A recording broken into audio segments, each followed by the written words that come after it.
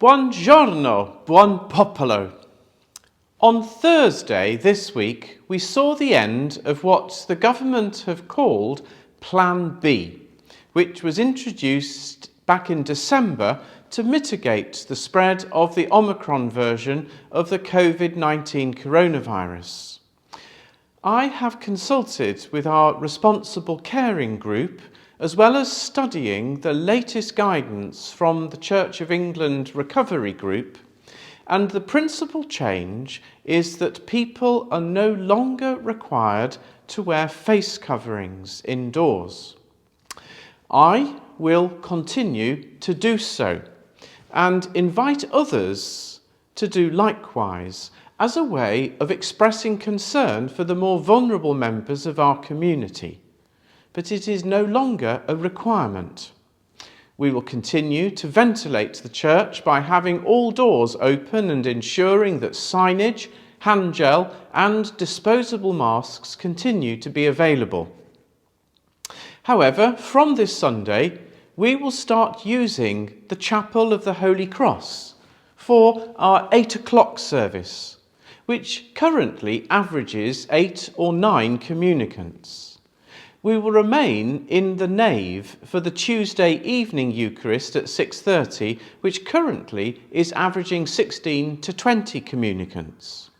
Don't forget, if you prefer to worship without singing and with more space, this midweek service is a good opportunity to do so. When we use the chapel on Sunday at 8 o'clock, people will receive bread and wine standing. First, they will come here in front of the chapel altar, and then they will receive the wine, if they want it, in front of the high altar, and then walk back down the central aisle, which is the reverse of what we have been doing. Distribution of communion at the 10 a.m. service and at the Tuesday 6:30 service will remain as it has been, and we will also continue to share the peace without physical contact. In addition, this Sunday, we will be celebrating the feast of the presentation of Christ, also known as Candlemas, transferred from its proper day, the 2nd of February. The turtle doves are arranged, and when people arrive for the 10 a.m. service, they will be invited to gather in the hall and to take a small candle with a cardboard drip tray.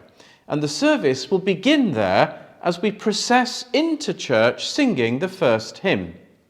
Those with mobility difficulties and those who would prefer not to process will simply take their places in church beforehand as usual. The procession will be suitably spaced, and since we are all walking in the same direction, I anticipate that this will work out fine without people bumping into each other. In so doing, I hope we will mark a development in what we are able to do, but still ensure that our communal space is safe and secure. For hall users, we will continue to provide signage, hand gel, and gentle reminders to remain cautious. Candlemas celebrates the last event of the Christmas and Epiphany cycle, and we will hear the song of Simeon and the prophecy of a sword piercing the heart of Mary, the mother of Jesus, and we begin to turn our hearts and minds to the passion of Jesus Christ, which we will celebrate again on Good Friday.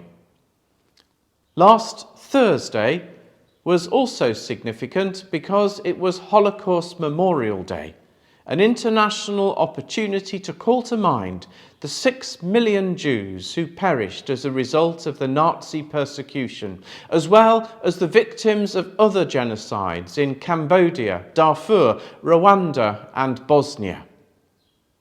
Having studied at the Holocaust Memorial Centre in Jerusalem, I know that the Christian Church bears some responsibility for the philosophical and historical roots of anti-Semitism, and it is therefore crucial that we do not neglect to remember and recommit ourselves to a world where prejudice and scapegoating do not flourish and where such evil will not be allowed to hold sway.